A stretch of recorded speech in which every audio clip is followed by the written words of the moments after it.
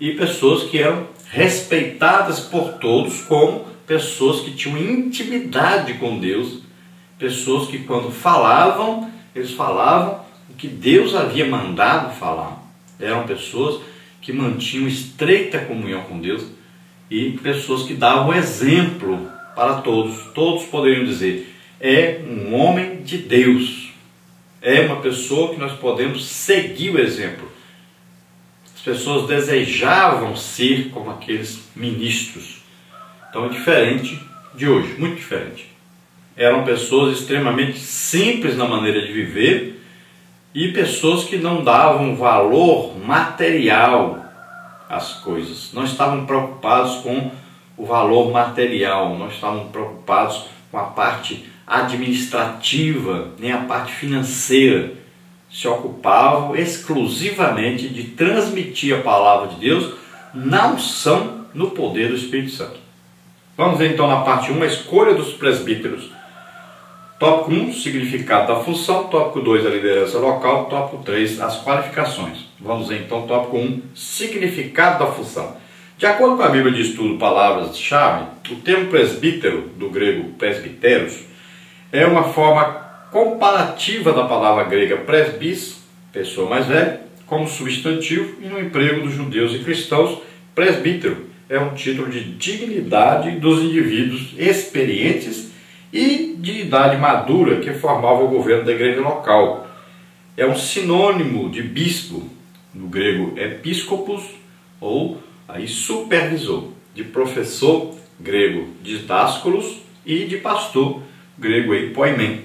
Então veja só que essa palavra presbítero, ela vai significar muita coisa. Então veja bem que a mesma palavra pode designar, ao mesmo tempo, alguém que é um pastor, alguém que é um presbítero, alguém que é um ancião, alguém que é um professor. A mesma palavra tem todos esses significados aí. Então pode significar também uma pessoa mais velha, que é chamada para assumir essa posição dentro de uma congregação. Agora, nem sempre vai ser uma pessoa mais velha, porque nós vamos ver que Tito era jovem, vamos ver Timóteo era jovem. Então não quer dizer que necessariamente vai ser uma pessoa mais velha. Mas esse mais velho aí pode significar uma pessoa mais experiente. E não apenas de idade mais velha, mas uma pessoa mais experiente. Porque não poderia de maneira alguma colocar alguém para liderar, sendo que ele não tivesse experiência em liderar. Primeiro ele deveria ser treinado na liderança. Se desse certo, aí poderia ser escolhido. Tópico 2, a liderança local. O apóstolo Paulo cuidou de organizar a administração das igrejas locais por onde as plantavam, separando um grupo então de obreiros para tal trabalho. Quando escreve ao seu discípulo, o jovem Tito, Paulo instrui a estabelecer presbíteros em diversos lugares de cidade em cidade. Está claro assim o aspecto pastoral da função exercida pelos presbíteros nas comunidades cristãs antigas. Então Paulo queria fazer o quê? Organizar as congregações de cidade em cidade, na parte administrativa dessas congregações, e para isso então ele coloca Tito para escolher, ele ia escolher quem seria o líder dos líderes. Então vamos ver, por exemplo, ele escolheria ali, Tito passaria na cidade da ilha de Creta e escolheria ali 5 presbíteros para fazer o trabalho administrativo de uma congregação. Dentre esses 5, ele escolheria um que ele diria, faria reunião com os outros e diria, ó, esse aqui eu escolhi para ser o líder de vocês aqui. Então, ele vai ser o que nós chamamos hoje de um pastor ali, congregacional, sendo que os outros 4 iriam auxiliá-lo nesse trabalho. Então, isso que era o trabalho que Paulo queria que Tito fizesse de cidade em cidade. Tópico 3 aí, as qualificações. Em o Novo Testamento, as referências aos presbíteros encontram-se no plural, presbíteros, bispos ou anciãos. Como a liderança local era formada por um grupo de irmãos experientes na fé para cuidarem da igreja, a função dos presbíteros era pastoral. Portanto, o presbítero é um pastor, um apacentador de ovelhas. A palavra de Deus expressa qualificações bem objetivas para o exercício fiel dessa função. Tais qualificações estão descritas em Tito, capítulo 1, versículos 6 a 9, para presbítero, assim como em 1 Timóteo 3, de 1 a 7, para bispo, denotando o aspecto sinonímico dos dois termos. Uma leitura atenta das duas listas indica a importância da função e como as igrejas não podem descuidar-se quanto da ordenação de pessoas para servi-la. O bom conselho do apóstolo Paulo ainda é a maneira mais segura para se separar obreiros. Então veja bem que existe aí umas qualificações para alguém ser aí ou um presbítero, ou um bispo, ou um ancião, ou um pastor local. Nós vamos ver essa lista aí em Tito e tem a lista em 1 Timóteo. Em Tito fala-se mais de presbítero, né? Cita a palavra presbítero mais como uma coisa assim local de uma congregação. E 1 Timóteo cita a palavra bispo, que seria mais assim uma coordenação de várias congregações dentro de uma mesma cidade. Assim entendemos. Mas as qualificações são praticamente as mesmas. As exigências são praticamente as mesmas. Porque esse líder, ele deve ser uma pessoa que sabe ensinar a palavra de Deus e ele é um apacentador de ovelhas, é um pastor. Então ele deveria ter qualificações principais, são essas: saber ensinar e saber apacentar, cuidar das ovelhas, visitar, aconselhar, né? E ali tentar de toda maneira colocar esse povo para congregar, adorar a Deus, aprender a palavra de Deus, louvar a Deus e evangelizar também. Então deve-se notar aí, deve-se buscar a orientação bíblica para se escolher a liderança da igreja. Não pode ser de qualquer maneira, não pode ser porque é amigo, não pode ser porque dá um bom dízimo, não pode ser porque é bonito, não pode ser porque é da família de fulano ou de fulano, não pode ser porque é parente, nada disso. A escolha tem que ser segundo a palavra de Deus. Aí na palavra de Deus existem as exigências para que alguém possa assumir uma posição de presbítero ou ancião ou um pastor local de uma congregação. E é evidente que depois que a pessoa é líder numa congregação, só depois disso que ele provar realmente que é bom nisso, que serve para isso, que tem aí um ministério, vamos dizer assim, aí depois é que ele poderá assumir um trabalho, que é um trabalho de coordenar várias congregações. Parte 2, a importância do presbitério. Tópico 1, significado do termo. Tópico 2, a atuação do presbitério.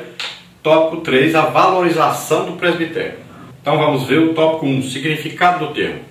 Não desprezes o dom que há em ti, o qual te foi dado por profecia com a imposição das mãos do presbitério. 1 Timóteo 4,14. Foi dessa forma que o apóstolo Paulo lembrou Timóteo, aconselhando-o acerca do reconhecimento do ministério do jovem pastor pelo conselho de obreiros. O Novo Testamento classifica esse corpo de obreiro de presbitério, do grego presbyterion, substantivo de presbítero, um conselho formado por anciãos da igreja cristã. Então, desse versículo aí, nós podemos entender que existia um grupo de líderes que escolhiam alguém para ser um líder. Então Timóteo, ele foi escolhido.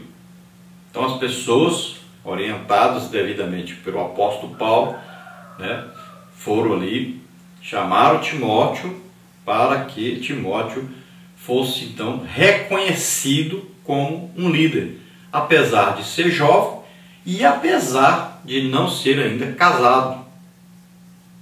Mais tarde nós vamos ver que as cartas de Paulo até aconselham que quem for líder deve ser casado para poder não cair na tentação, né, de um jovem, principalmente como Timóteo, solteiro, de repente estar aconselhando as moças, os casais, e isso faria com que ele perdesse a credibilidade como pastor.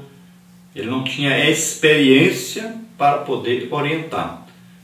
Então ele teria algum problema. Principalmente quando um jovem vai orientar um mais idoso. Imagine o problema que Timóteo tinha. Então, um jovem estaria dando conselhos a um idoso que já tinha muita experiência na vida. Então ele começou a ser desprezado por causa disso. Ele era jovem e tinha que falar, tinha que muitas vezes até repreender uma pessoa idosa. E é difícil uma pessoa idosa aceitar a repreensão de uma pessoa jovem. Então ele teve vários problemas quanto a isso. Paulo até escreve e diz: ninguém despreze, né, a sua mocidade.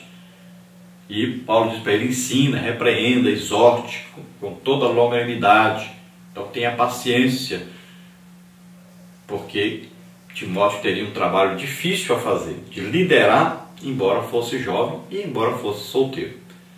Então é aconselhado que seja casado e que não seja jovem, que já tenha uma certa experiência para poder ter um trabalho de liderança, tanto local como no trabalho geral. Nós cremos que Paulo estava nessa reunião, porque nós vamos ver o outro versículo que diz assim: foi que recebeu pela imposição das minhas mãos. Então Paulo estava aí nessa reunião quando se reuniu o presbitério e oraram reconhecendo Timóteo como um líder. Você veja 2 Timóteo 1,6. Tópico 2, a atuação do presbitério. No Concílio de Jerusalém, em relação a sérias questões étnicas e eclesiásticas que podiam comprometer a expansão da igreja, os apóstolos e os anciãos, os presbíteros, foram chamados para debater e legislar sobre o assunto. Atos 15, 2, 6, 9 a 11. Em seguida, os presbíteros foram enviados a Antioquia para orientar os irmãos sobre a resolução dos problemas que perturbavam os novos convertidos. E quando iam passando pelas cidades, lhes entregavam para serem observados os decretos que haviam sido estabelecidos pelos apóstolos e anciãos em Jerusalém. Atos 16, 4. Então nós sabemos que o primeiro concílio, a primeira reunião geral da igreja, está lá em Atos capítulo 15.